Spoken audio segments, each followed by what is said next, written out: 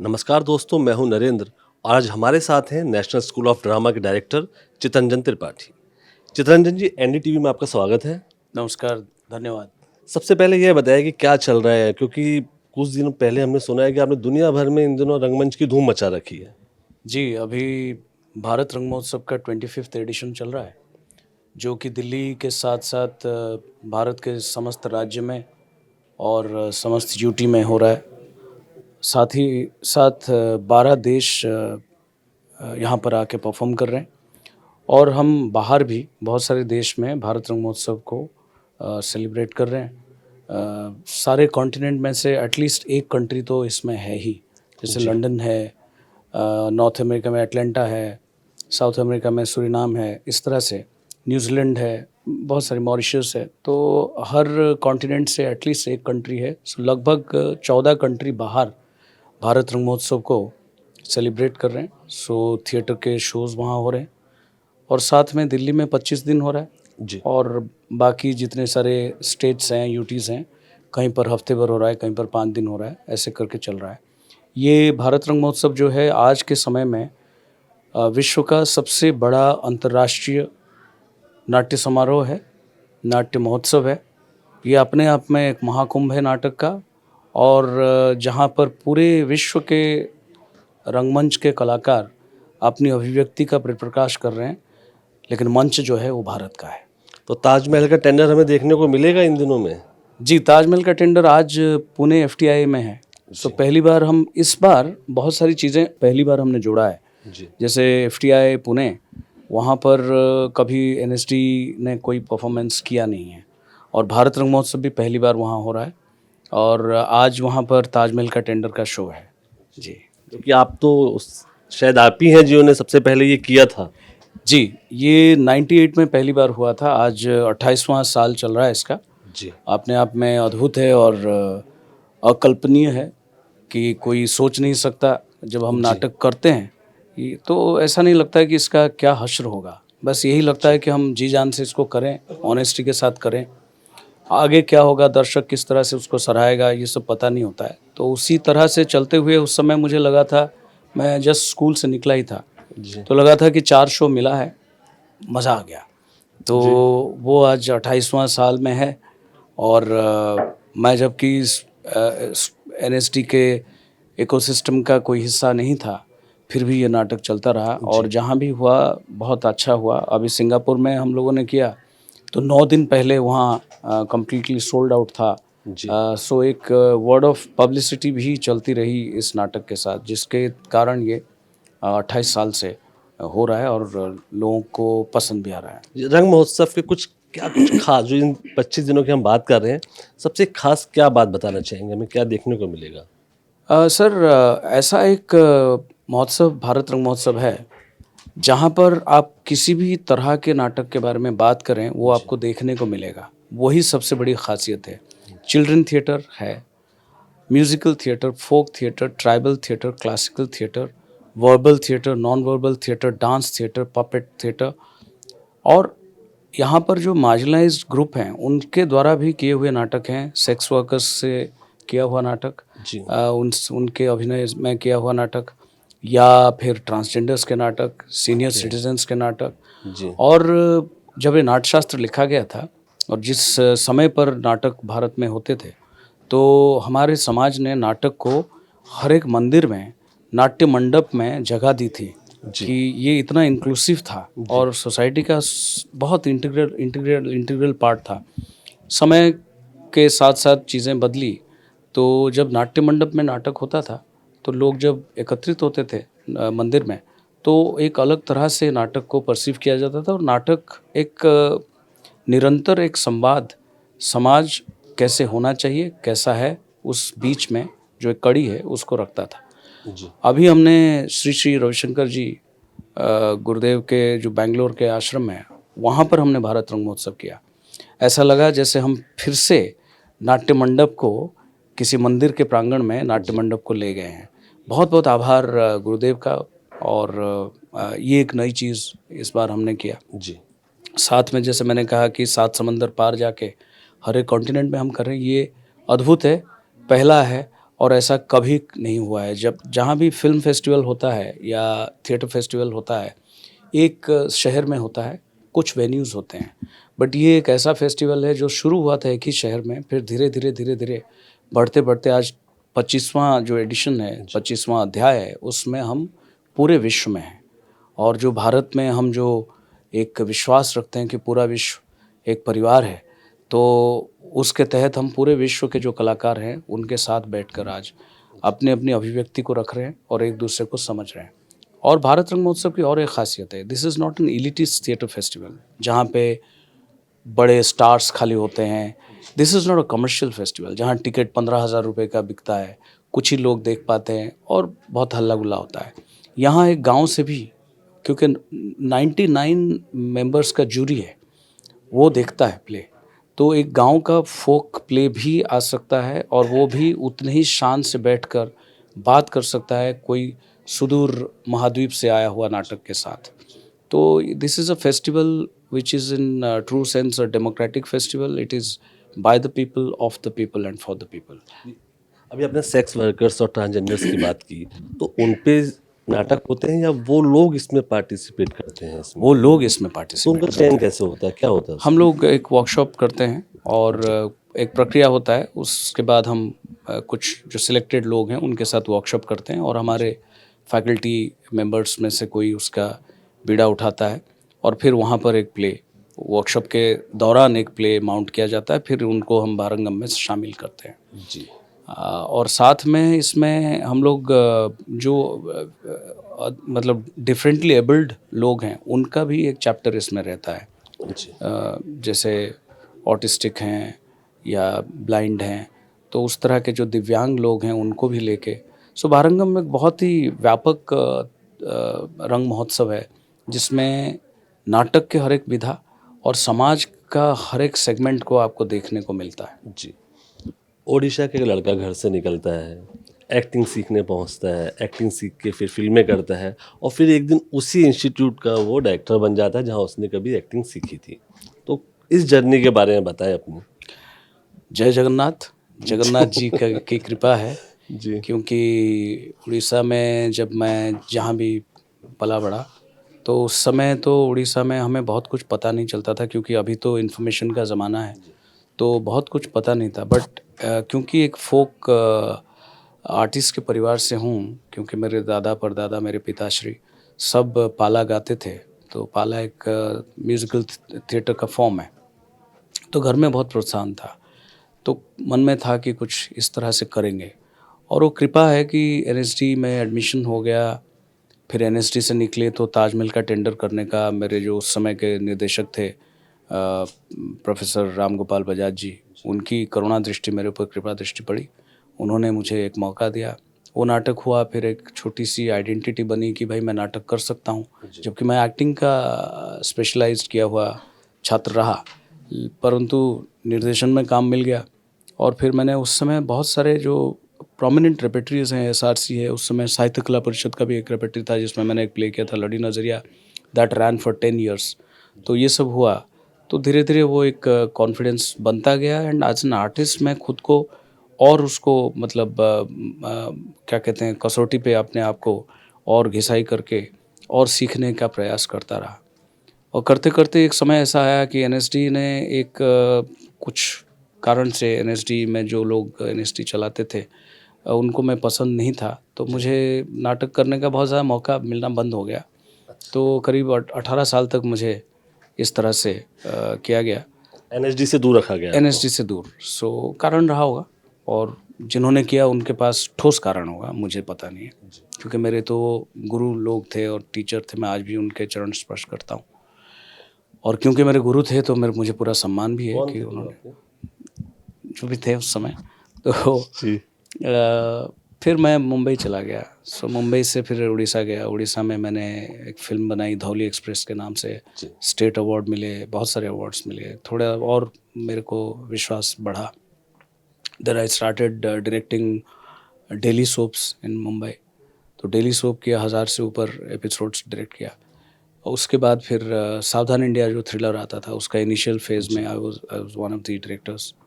ये सब चलता रहा। फिर बहुत देर से 2014 के आसपास अभिनय करने के लिए मेरा एक बैचमेट मेरे घर आके बोला कि तुमने अभिनय में वो किया है, प्रशिक्षण लिया है, तुमने कभी एक्टिंग किया नहीं, तुमने बहुत बड़ी गलती करी है।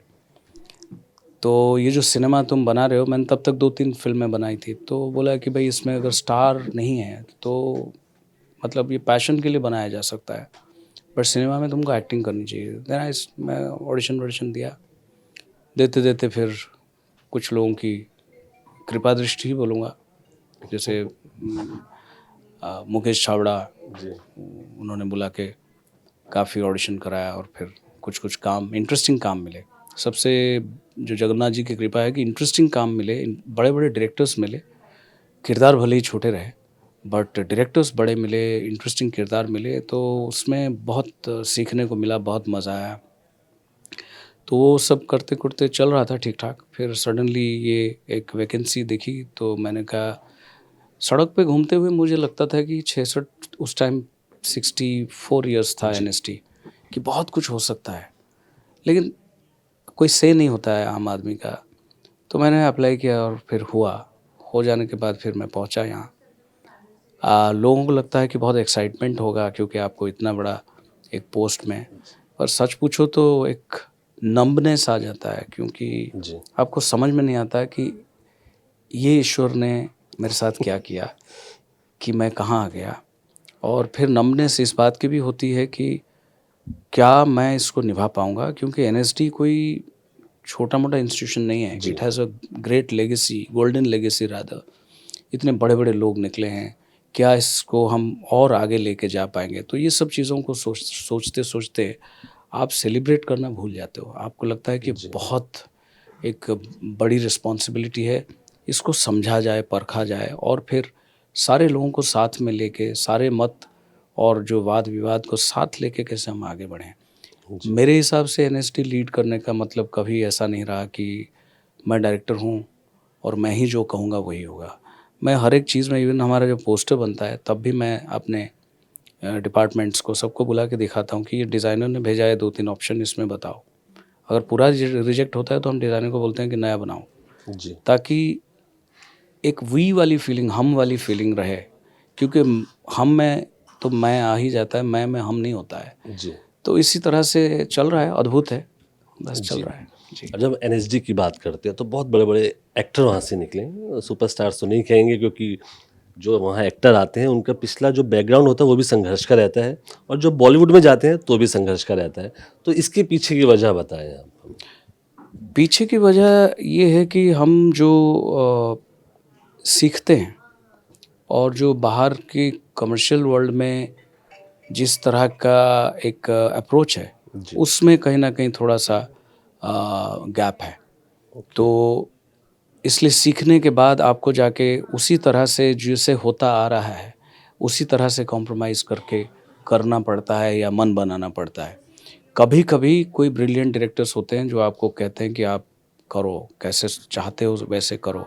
जब वो मौका मिलता है, ये जितने नाम मैं अभी अभी अगर गिनाऊँ, ये सब उस मौके के फल हैं। जी।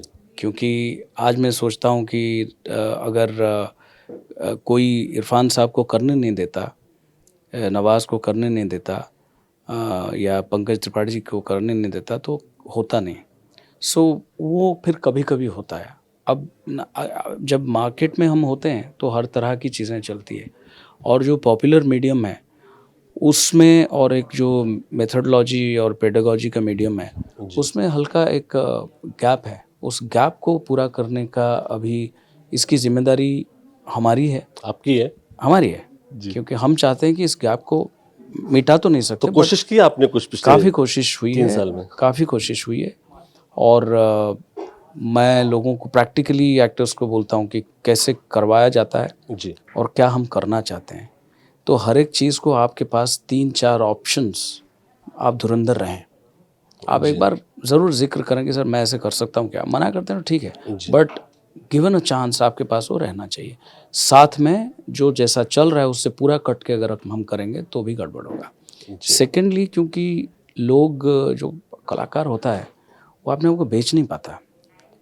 जी। बेचना एक अलग चीज़ है। जैसे फॉर एन एग्ज़ाम्पल मैं कहूँगा जैसे मान लीजिए कि मर्सिडीज़ एक धुरंधर टीम बनती है कि बेहतर मर्सिडीज़ बनाओ, तो वो ऑटोमोबाइल इंजीनियर्स होते हैं, वो बनाते हैं। उनको कहेंगे कि भाई आप 100 पीस अभी तुरंत बेच के दिखाओ, वो हाथ पैर कांपेगा। वो सेल्स जो डिपार्टमेंट है वो लोग आके बेचेंगे, उनको कहो मर्सिडीज़ बना। सो जो मिस्त्री लोग होते हैं, जो सृजन करते हैं, जो क्रिएट करते हैं, वो थोड़ा कमर्शियली अपने आप को उतना ज़्यादा वो नहीं कर पाते हैं, बोल बच्चन नहीं कर पाते हैं, मार्केटेबिलिटी क्रिएट नहीं कर पाते हैं। वो एक इनहेरेंट ये और कहीं सेंसिटिव भी होते हैं वो लोग ओवर थोड़ा सा। सेंसिटिव होते हैं। Buy one get one free type है कि if you have bought this gift from God और if you have been given this gift, God has also given you another gift that you cannot market yourself effectively. जो ये दो चीज़ कर लेता है, अगर थोड़ा 19 एक्टर भी होता है वो बहुत आगे चला जाता है। 21 एक्टर है पर कर नहीं पाता है, वो थोड़ा पीछे रहता है। कॉन्फिडेंस लेवल की भी बात होती है, क्योंकि रूरल एरिया से काफ़ी लोग जी। आते हैं, लोअर मिडिल क्लास से लोग आते हैं, बहुत सारी चीज़ें होती है, एंग्जाइटी भी रहती है, और समाज का एक ओवरऑल जो परसेप्शन है टुवर्ड्स आर्टिस्ट एंड आर्टिस्ट्री, वो थोड़ा सा उदासीन है। क्योंकि हम स्कूल के दिनों से ही यही कहा जाता है कि ये नहीं करना है, आपको पढ़ाई करना है, गणित में आपको 99 नहीं 100 लाना है, लेकिन अगर आप तबला बजा रहे हैं तो थोड़ा सा ऐसे कर दिया जाता है। तो पूरा का पूरा जो समाज है उसकी नज़रिया जब ऐसी होती है तो हम सारे समाज के प्रोडक्ट्स हैं, तो नज़रिया भी वैसी हो जाती है। जी। और तीसरी बात मैं लोगों से बोलता हूँ कि दो तरह के एक्टर होते हैं। एक वो एक्टर है जो अपनी कला को, अपनी आर्टिस्ट्री को प्रोटीन बनाता है, जी। और एक वो कलाकार है जो प्रोटीन को एक्टिंग बनाता है। सो प्रोटीन खाता हुआ एक्टर और आर्टिस्ट्री खाता हुआ एक्टर में बहुत फ़र्क है। तो कोई ऐसा एक्टर जो प्रोटीन खाता हो बहुत ज़्यादा, जिसका आप नाम लेना नाम तो चाहेंगे? क्या आपको पता ही है, प्रोटीन खाते हुए एक्टर और एक्टिंग खाते हुए एक्टर जी। में बहुत फ़र्क है। जी। तो चलता रहता है, हर तरह की है, मतलब भगवान की सृष्टि में जी। तरह तरह की चीज़ें हैं, विविधता है, उसी वही ब्यूटी है, तो मज़ा उसी का है। लेकिन अभी हमने मार्केटेबिलिटी के पॉइंट ऑफ व्यू से भी अपने स्टूडेंट्स को अच्छा, अपने तो आप अभी उनको बता रहे हैं कि कैसे बेचना है खुद हाँ को। जो हाँ पहले एक होता था कि एनएसडी का बंदा है, ये सिर्फ सीरियस फिल्में करेगा, है जी ना? जी। तो अभी क्या मंत्र दे रहे हैं उनको आप? एटलीस्ट हम अब जैसे क्रिएटिव इकोनॉमी पे अभी बहुत चर्चा, भारत सरकार की तरफ से बहुत प्रोत्साहन है कि क्रिएटिव इकोनॉमी के ऊपर ध्यान रहे। जी। The reason is this only कि हम क्रिएटिव होते हैं but we don't know how to market ourselves. तो हो सकता है हम बहुत बेहतरीन मार्केटिंग नहीं कर पाएंगे क्योंकि हम आईआईएम से नहीं हैं, एमबीए नहीं है, बट थोड़ा बहुत तो करना पड़ेगा, तो बेटर सर्वाइवल होगा तो मेरे अंदर की आर्टिस्ट्री ज़्यादा लोगों तक पहुंच सकता है, ज़्यादा समय तक पहुंच सकता है। तो उस पॉइंट ऑफ व्यू से हम काफ़ी seminars, interactions, industry related interaction, जैसे अभी भारत रंग महोत्सव हो रहा है उसमें हम एक इंडस्ट्री इंटरफेस भी कर रहे हैं। Casting directors, writers, actors, not only from cinema but also from theatre. जैसे हम अभी जो मोबाइल थिएटर है आसाम के, उसमें जो धुरंधर लोग हैं जो एम्प्लॉयमेंट जनरेट कर सकते हैं, कंपनीज़ हैं जो ओन करते हैं या डायरेक्ट करते हैं, उनको भी हम इंटरेक्ट करवा रहे हैं। जात्रा कंपनी से भी इंटरेक्ट करवा रहे हैं। तो ये सब भी चल रहा है, साथ में सिनेमा, टेलीविज़न, ओटीटी उसमें करा रहे हैं।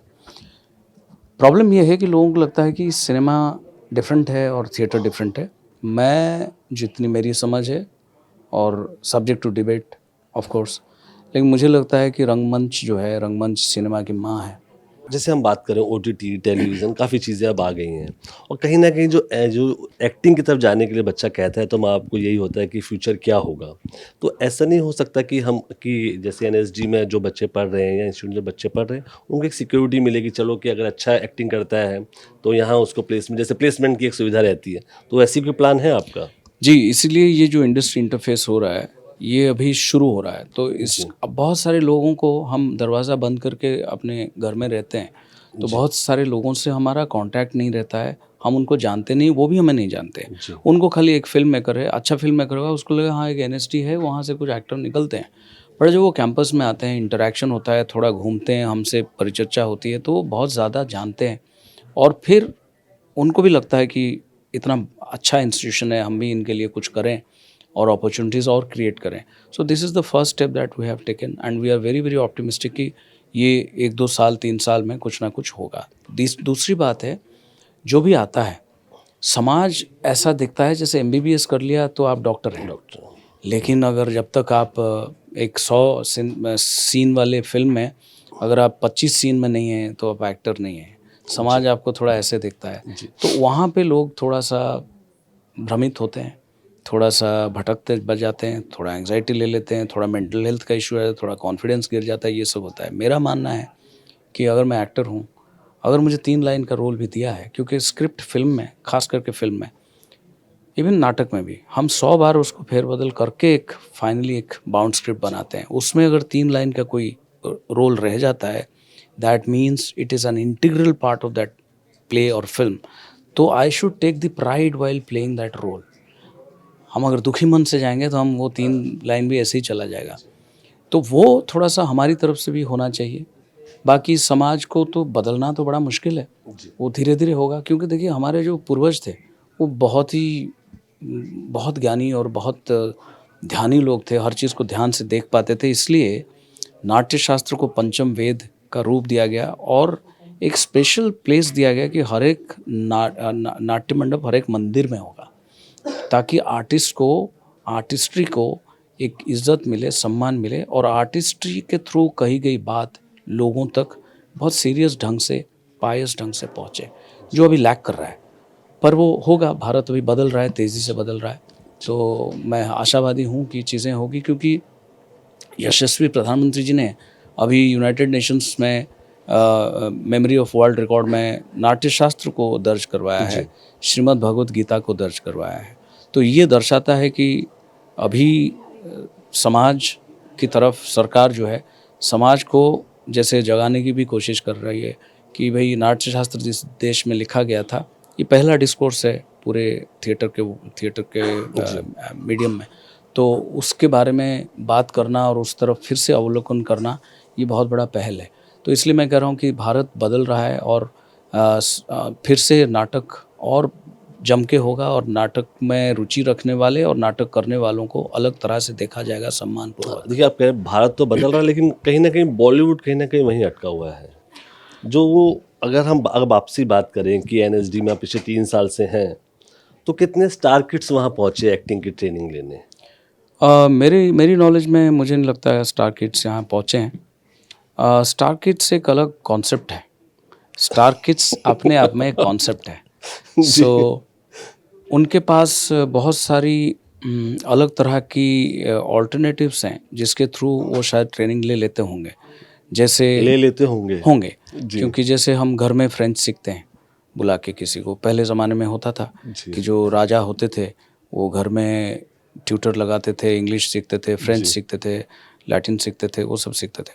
तो वैसे अगर वैसे स्टार किड्स भी मैंने कहीं कहीं मुझे थोड़ा बहुत पता है कि हमारे स्कूल के पास आउट्स जाते हैं, उनको सिखाते हैं, उनको पढ़ाते हैं, उनको एक अवेयरनेस देने की कोशिश करते हैं। तो वो अपने ढंग से ट्रेनिंग लेते हैं, पर जो हार्डकोर ट्रेनिंग है जी, उसकी जो एक महिमा है उससे वो वंचित रहते हैं, क्योंकि वो यहाँ आते नहीं हैं। रीज़न जो भी होगा, best known to them, because मैं तो हूँ नहीं स्टार किड, मुझे पता नहीं जी। और दूसरा है कि भाई चांसेस उनको जल्दी मिलता है और जो चांस मिलता है उसमें भी एक प्रोमिनेंस के साथ मिलता है। सो आपकी लैंडिंग जो है वो एक मेन लीड के रूप में है। जो लैंडिंग मेन लीड के रूप में है, तो अगर 100 सीन है उसमें से अगर आप 70 सीन में हैं तो आप बार बार दिखते हो। और एक्टर के लिए क्या होता है, स्टार किड हो या ना हो, अगर आप 7 सीन में हैं और 70 सीन में हैं तो आप हर एक सीन में अपने साथ जूझते हो अच्छा करने के लिए।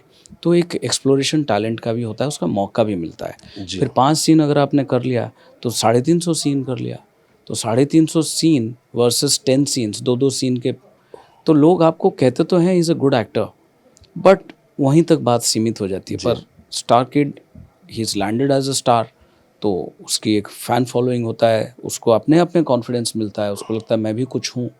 और दुनिया में बहुत सारी चीज़ें कॉन्फिडेंस का भी खेल है। और इफ़ इज़ गुड वो एक्सेल कर जाता है, इफ़ इज़ नॉट गुड तो फिर कहीं ना कहीं थोड़ा सा संघर्ष बढ़ जाता है। बट जनता जनार्दन भी उनके प्रति थोड़े तो उदारता पहले दिखाता है, बट अगर अच्छे नहीं हैं तो ज़्यादा नहीं दिखाता। बट जनता जनार्दन हम लोगों के ऊपर बहुत उदारता दिखाती है, भले ही हमारा नाम नहीं जानता होता है कई बार, कहते हैं आप बहुत अच्छे एक्टर हैं, आई एम सॉरी मैं आपका नाम नहीं जानता। जी तो उदारता बहुत है उनकी कि हमें पहचान लेते हैं, और वो पहचानने के पीछे एनएसडी का बहुत बड़ा हाथ है, एनएसडी का करिकुलम का हाथ है। जी 2 लाइन 5 लाइन, जैसे मैं सरफरोश की बात करूं उसमें नवाज़, जी मैं नवाज़ इसलिए बोल रहा हूं क्योंकि नवाज़ जी जो हैं बहुत बड़े एक्टर हैं, वर्ल्ड क्लास एक्टर हैं मेरे, क्योंकि बैचमेट भी हैं। मित्र हैं, इसलिए मैं नवाज़ बोल रहा हूँ। तो सरफरोश में जब जिन दिनों नवाज़ सिद्दीकी नहीं बने थे, जी तो उसमें आमिर खान साहब की जो फिल्म थी उसमें एक छोटा सा एंट्री उनका था, हाँ जी एंड क्या काम किया उन्होंने, ज़बरदस्त। तब भी यही बात होती थी, अरे उसमें एक एक्टर था बड़ा अच्छा करता, क्या नाम है उसका। जी सो रजिस्टर तो सब कुछ होता है, लेकिन उतनी पब्लिसिटी मीडिया वो सब हमारे पीछे होता नहीं है, इसलिए नाम दाम वो सब पता नहीं इसलिए होता है। नवाज को 12 साल लग जाते हैं वहां पहुंचने में, और स्टार किड हर अभी 12 महीने देख ले तो हर महीने 2 स्टार किड की 2 फिल्में तो रिलीज हो रही हैं अभी। हाँ, और होना भी चाहिए, क्योंकि अगर मेरी दुकान है तो मैं अपनी दुकान में कैश काउंटर में तो मैं अपने बच्चे को बिठाऊंगा, जी पड़ोस का बच्चा एमबीए करके आया तो बिठा दूं, ऐसा कोई कहीं लिखा नहीं है। जी तो इसलिए जिसने मेहनत किया है, जिस भी इंडस्ट्री में मेहनत करके अपना एक मुकाम हासिल किया है, स्वाभाविक है कि वो चाहेगा कि मेरे बच्चे को अगर रुचि है इसमें तो मैं उसको बढ़ चढ़ के मौका दूं। जी तो एक माँ बाप के पॉइंट ऑफ व्यू से देखूं तो उसमें कुछ बुराई नहीं है, तो मौका मिलता है। जैसे कोई व्यक्ति डून स्कूल जाता है जी और कोई म्यूनसिपैलिटी स्कूल जाता है जी और वहाँ भी स्ट्रगल करता है, और उसमें क्या कर सकते हैं, उसमें कुछ नहीं कर सकते हैं। लेकिन ये कह देना कि डून स्कूल गया है तो वही सब कुछ कर देगा, ऐसा भी नहीं है। कलाम साहब को देखिए कहाँ पहुँच गए। संघर्ष थोड़ा बढ़ता है, लेकिन सोना तो सोना रहता है। जी तो ग्लिटर तो बहुत कुछ करते हैं, बट सोना जब ग्लिटर करता है तो उसका ग्लिटर चिरस्थायी होता है, वो चिरंतन होता है। जी अब रंग महोत्सव पूरी दुनिया में कर रहे हैं, ठीक है ना, अब व्यस्त भी बहुत ज़्यादा हैं आप, उसके बावजूद ही फिल्म कर ले रहे हैं आप, वो कैसे? तेरे इश्क में नजर आए अभी आप। नहीं, वो तो अभी तो बिल्कुल लगभग बंद है, क्योंकि यहाँ से जाना बड़ा मुश्किल है, क्योंकि बहुत रिस्पॉन्सिबिलिटी है। और एनएसडी अभी बहुत अलग तरीके से, एनएसडी आपके सामने 1-2 साल में आएगा। जी जो हम 66 साल में जो करते आए हैं उससे बढ़ चढ़ के और होगा। जी हमारी मिनिस्ट्री ने हमें एनएसडी 2.0 के नाम से सोचने के लिए प्रोत्साहित किया है कि आप 66 इयर्स में जो आपने किया है व्हाट इज़ न्यू, आप नए कैसे बनेंगे और क्या कर सकते हैं। तो उसके तहत हमारे बहुत सारे नए सेंटर्स खुलने वाले हैं, नए नए थिएटर के कोर्सेस इंट्रोड्यूस होने वाले हैं। For an example musical theatre, India में म्यूज़िकल थिएटर की ट्रेनिंग नहीं है, बट इंडिया में म्यूज़िकल थिएटर की कमी नहीं है। वेस्ट में musical theatre is an industry, big industry, Broadway, west end. तो हम उस तरह के कुछ भी क्यूरेट कर रहे हैं। बहुत सारी चीज़ें आने वाले समय में एनएसडी के साथ घटेगा। But at the same time जो हमारा क्लासिक कोर्स अभी 66 साल से है, acting and direction, that is going to remain as it is. और क्लासिक कोर्स के साथ साथ हम बहुत सारे कंटेम्प्रेरी कोर्स, समय को देखते हुए, समय की मांग को देखते हुए course, and democratising the medium of theatre, democratising the academics of theatre, उसके ऊपर भी हम लोगों का बहुत एम्फेसिस है। जैसे हमारे सीट्स 32 सीट्स हैं, तो 150 करोड़ की आबादी में 32 सीट्स काफ़ी कम है। और हर एक प्रांत में एक एक एनएसडी का ब्रांच हो तो ज़्यादा अच्छा है। तो इसलिए जोनली भी कुछ कुछ सेंटर्स खोले हैं। अभी मुंबई में हाल ही में हमने एक सेंटर खोला है एनएसडी का। It took 66 years but finally we could arrive in Mumbai.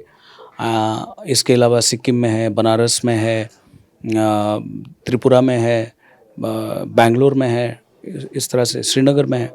तो ये सब है, और अभी कुछ और सेंटर्स भी नए नए आएंगे। पपेट थिएटर में भी हम एक मास्टर्स कोर्स कराएंगे। ऐसे बहुत सारी चीज़ें हैं। सो मिनिस्ट्री का ये जो हमें इनकरेज करना टू गो फॉर एनएसडी 2.0, वो हमें बहुत अभी एक नई नई चीज़ों को जोड़ने में बहुत मदद कर रहा है। अब किसी को एक्टर बनना, उसे एकदम से लगता है कि हाँ यार मुझ में तो बहुत एक्टिंग का हुनर है, तो आप आसान शब्दों में समझाएं कि वो एनएसडी में एडमिशन कैसे ले सकता है, क्या योग्यता है, किस तरह वहाँ पहुँचे और 32 लोगों का हिस्सा कैसे बन सकता है। सर ये तो बहुत डिफ़िकल्ट प्रोसेस है ये, क्योंकि जैसे मैंने कहा मात्र 32 सीट है जी तो इसमें एनएसडी ये एक्सपेक्ट करता है कि जो भी आता है, because it is a post graduate level course, जी तो पोस्ट ग्रेजुएशन में जब आता है तो ग्रेजुएशन का कोर्स अभी तक हमारे है नहीं, तो हम ये उम्मीद करते हैं कि उसके पास एक सब्सटेंशियल रीडिंग का एक्सपीरियंस हो थिएटर और लिटरेचर को लेके, चाहे वो किसी भी भाषा में हो। जी दूसरा, एटलीस्ट 6 नाटकों में काम उसने हिस्सा लिया हो, बैक स्टेज हो, ऑन स्टेज हो, एक्टर हो, डायरेक्टर हो, जो भी। उसके बाद एक प्रीलिम्स होता है। प्रीलिम फेज़ में हम ऑल ओवर इंडिया करीब 15 से 20 सेंटर करते हैं। उसमें एक रिटन टेस्ट होता है, उसको क्वालिफाई करने के बाद फिर एप्टीट्यूड टेस्ट होता है। एप्टीट्यूड टेस्ट में वो अपने एक्सपीरियंस से कुछ दिखाता है जो किया है, और हम 10 नाटकों के पैसेज भेजते हैं, उसमें से वो 2 चूज़ करके आता है, वो दिखाता है। फिर 10 नाटकों का एक लिस्ट जाता है, कई बार थोड़ा कम भी जाता है, तो उसमें से वो 2 नाटक पढ़ के आता है फॉर क्रिटिकल एनालिसिस। इसके अलावा थिएटर के दुनिया में, कला के दुनिया में, थिएटर क्योंकि नाट्यशास्त्र में भरत मुनि ने नाट्य शास्त्र बोला, इसको नृत्य शास्त्र या संगीत शास्त्र नहीं बोला, क्योंकि नाटक में सब कुछ है। अगर ये पूरे समाज का प्रतिफलन है तो समाज में तो सारे आर्ट ईजाद हुए हैं, तो हर एक तरह का कला थिएटर में देखने को मिलता है। तो इसलिए उससे ये उम्मीद होती है कि पेंटिंग के बारे में थोड़ा उसको पता हो, एटलीस्ट बेसिक्स पता हो, तो उसको संगीत के बारे में थोड़ा बेसिक्स पता हो। इस तरह का तो एक बड़ा टफ प्रीलिम होता है। उसमें हम 1:4 रेशियो में लोगों को सिलेक्ट करके अपने कैंपस बुलाते हैं 4 से 5 दिन के लिए। एंड यहाँ पे बड़ा इंटेंस होता है, जो वो 3 साल में सीखेगा उसका एप्टीट्यूड टेस्ट होता है, और फाइनली जो सिलेक्ट होता है। पिछले साल हमने एक जॉइंट एंट्रेंस करवाया था, क्योंकि हमारे जो बाकी सेंटर्स हैं सिक्किम में, त्रिपुरा में, बेंगलोर में, बनारस में, इसमें 1 साल का कोर्स है। तो होता क्या था कि एक व्यक्ति एनएसडी 3 साल दिल्ली के लिए देता था, नहीं होता था, त्रिपुरा देता था, नहीं होता था, बेंगलोर देता था, ऐसे करके वो 4-5 बार अब जॉइंट टीम पर वो करता था। उसके लिए भी एंग्जाइटी और पेन है, हमारे लिए भी साधन बहुत ज़्यादा खर्चा भी हो रहा था, तो हमने जॉइंट एंट्रेंस करवाया था। उसमें उसके प्रेफरेंस वो देता था, और फिर मार्क्स के ऊपर डिपेंड करके उसको हम सीट देते थे। तो फिलहाल अभी प्रक्रिया यही है। तो कितनी फीस रहती है? ये तो पूरा फ्री है। फ्री है ये भारत सरकार ने ये बहुत एक बड़ी सोच है इसके पीछे, कि नाटक समाज का इंटीग्रल पार्ट है, और आज वेस्टर्न वर्ल्ड भी कहता है कि थ्रू थिएटर पर्सनालिटी डेवलपमेंट होता है, मेंटल हेल्थ के लिए थिएटर बहुत कारगर साबित होता है। To have people with healthy mind, healthy thought, theatre is very very useful. तो उस तरह उसके तहत देखते हुए इसको थोड़ा सा सब्सिडाइज्ड, और जो भी सिलेक्ट होता है उसको स्कॉलरशिप मिलती है, जी और नॉमिनल फ़ी होता है। जैसे अगर कहीं और जाता पढ़ने तो ये 3 साल का कोर्स शायद 50 लाख का होता जी मिनिमम। तो यहाँ पे तो ऐसा कुछ है नहीं। उससे अगर फ़ी लेते हैं तो 100 रुपये की फ़ी, वो कहने के लिए एक फ़ी है, जी बट अदरवाइज़ जो स्कॉलरशिप मिलता है उसमें उसका रहना, खाना, फ़ी देना, सब कुछ करने के बाद भी उसका पैसा बच जाता है। तो यही कारण है शायद कि बहुत सारे लोग रूरल एरिया से भी आते हैं। एंड मेरा ये मानना है कि नाटक और कला ये भारत की मिट्टी की बात है, तो ये अभी भी गांव में है। जी ये गांव के लोगों का आना अगर बंद हो गया तो रंगमंच बहुत बुरी तरह से अफेक्टेड होगा, भारतीय रंगमंच। ये गांव खेड़े में, उस मिट्टी में, उस भाषा में जो चीज़ें हैं, वो शायद ही एक वेस्टर्नाइज्ड लाइफस्टाइल में पले बड़े तरीके से वो थिएटर आपको नहीं मिलेगा, क्योंकि ये थिएटर जो आप करेंगे it is imported from abroad. तो इसलिए भी इस थिएटर इंडस्ट्री नहीं बन पाया, क्योंकि जब थिएटर हमने शुरू किया, हमने अंग्रेजियत और अंग्रेज़ी बोलने वाले लोगों के हाथ में इसको सौंप दिया, जिनको इंडियन रूट से कोई लेना देना नहीं था। हम दिल्ली के दरबार में बैठ के राष्ट्रीय नाट्य विद्यालय सुना था मैंने कि कई एक्टर्स से बड़ा इंग्लिश वाला माहौल रहता है वहाँ पे एनएसडी में भी, बस किताबें कई चीज़ें इंग्लिश में रहती हैं वहाँ।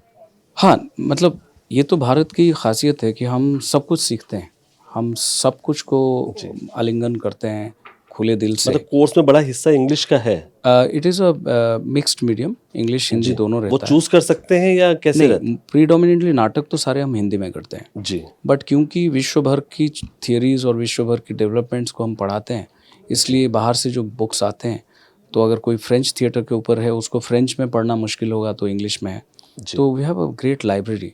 और अभी समय बदला है, अभी जो अंग्रेज़ी का माहौल जिसके साथ होता है वो एटलीस्ट 25% तो इंडिया को समझता है। जी लेकिन 65 साल पहले ऐसा बड़ा मुश्किल था, क्योंकि देश को आज़ादी मिली थी अंग्रेज़ों से, तो अंग्रेज़ियत और अंग्रेज़ों की जो एक कला को लेके या जीवन को लेके जो दर्शन था, उससे लोग बहुत प्रभावित थे। सर, और दूसरी बात एक ये भी है कि जो एक्टर आप तैयार कर रहे हो उनको उन एक्टरों से मुकाबला करना है जिनकी जो डायलॉग्स होते हैं, उसकी जो वर्तनी होती है वो रोमन होती है। यही कारण है कि शायद बॉम्बे की जो हिंदी फिल्म इंडस्ट्री, जी उसको जब हम तुलना करते हैं साउथ की इंडस्ट्री के साथ, ये सबसे बड़ा कारण है। साउथ में अभी भी लोग अपनी भाषा से अटूट प्यार करते हैं। जी हम अभी अपनी भाषा को एक सेकंड लैंग्वेज मान के चलना शुरू कर चुके हैं। जी साउथ में ऐसा नहीं है।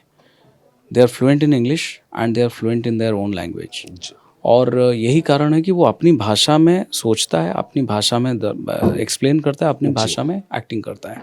जी यहाँ पे हम इंग्लिशाइज्ड है, हम इंग्लिश में सोचते हैं, इंग्लिश में लिखते हैं, इंग्लिश में एक्सप्लेन करते हैं, हिंदी में बोलते हैं। जी तो वहाँ एक बहुत बड़ा गैप है।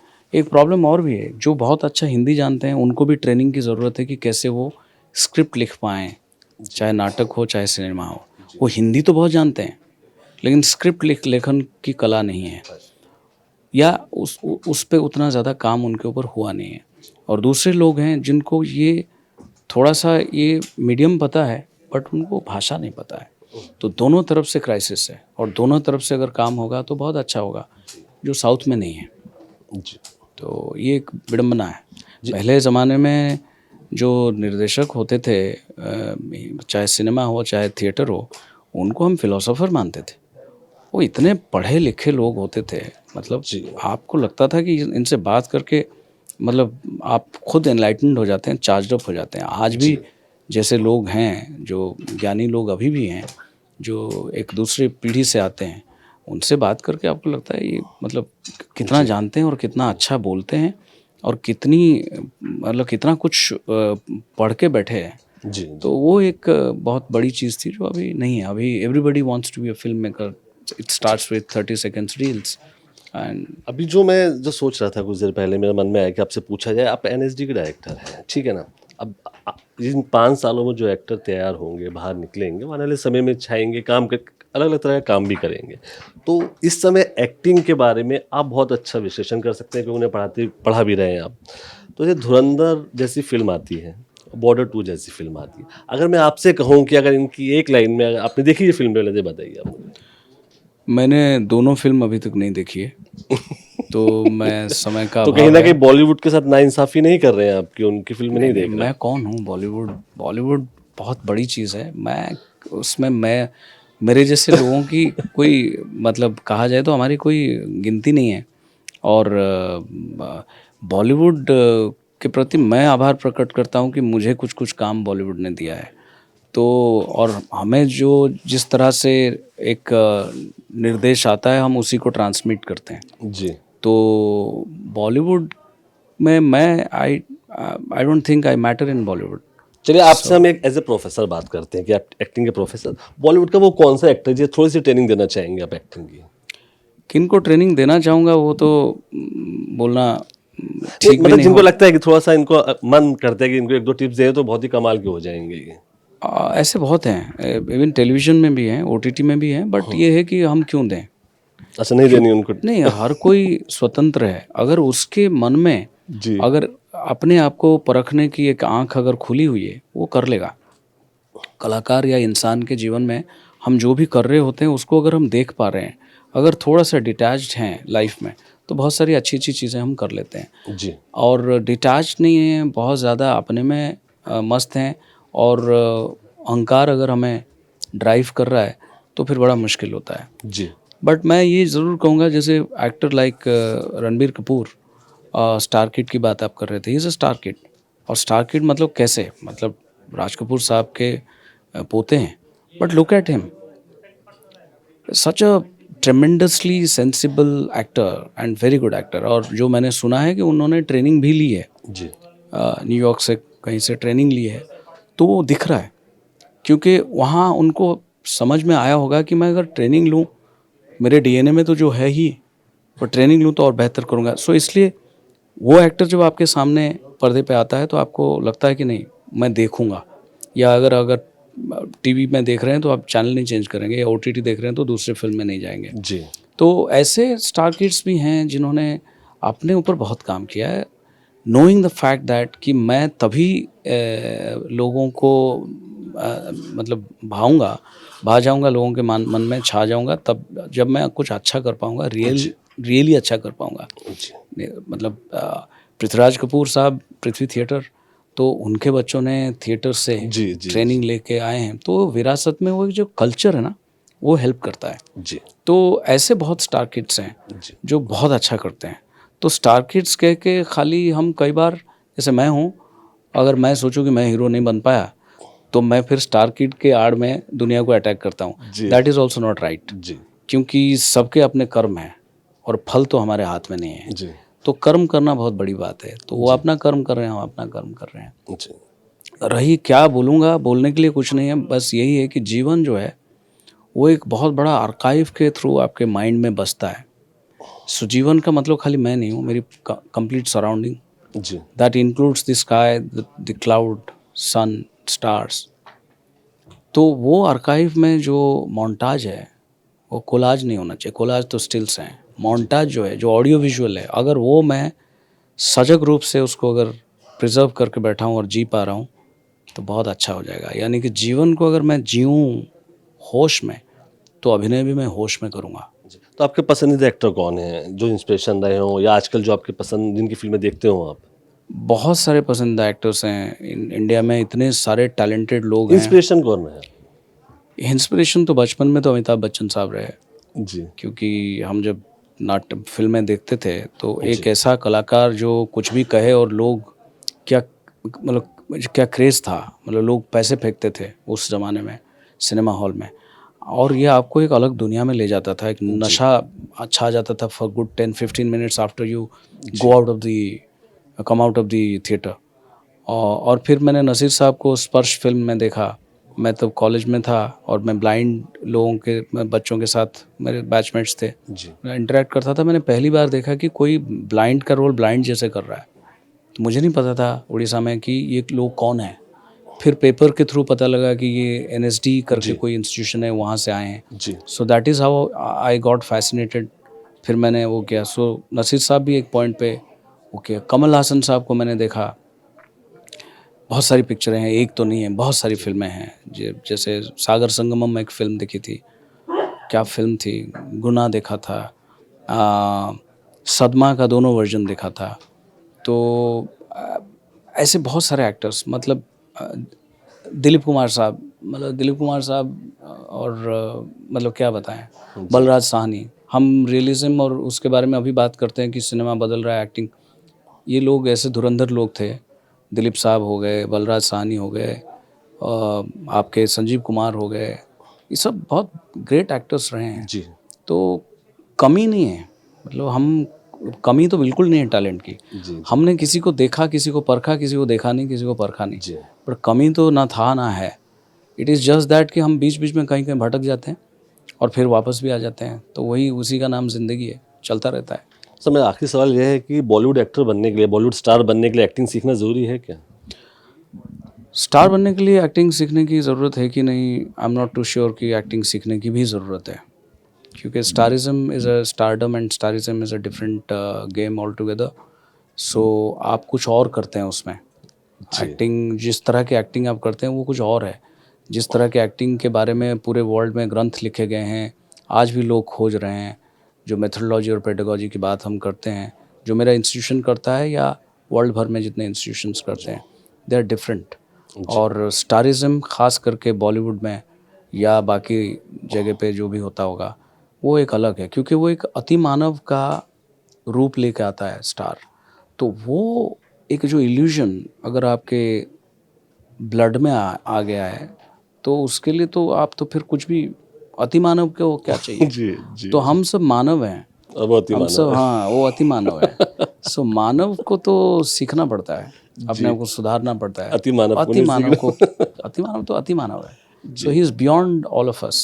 सो superstars and stars they are different, but at the same time जितने सुपरस्टार, जैसे नाम जिनका मैंने लिया, वो किसी ऐसी जगह पहुंचा देते हैं आपको कि आप कभी भुला के भी नहीं भूल सकते। उनके साथ ये भी रहा ना कि उनकी जिंदगी खुद एक बहुत बड़ा संघर्ष रहा, जिसमें तरह तरह के लोगों से मिले, तरह तरह के काम बिल्कुल, किए, जैसे तो दिलीप उन्होंने साहब है। एक्टिंग लाइफ से सीखी उन्होंने। दिलीप साहब हो गए, बच्चन साहब हो गए, कमल हासन साहब हो गए, मतलब क्या कहना, मतलब मैं तो ये नहीं कहूँगा कि वो एक्टर ही नहीं थे, वो एक्टर थे, सुपरस्टार थे। खाली जो सुपरस्टार और स्टार बनते हैं, दे आर डिफरेंट।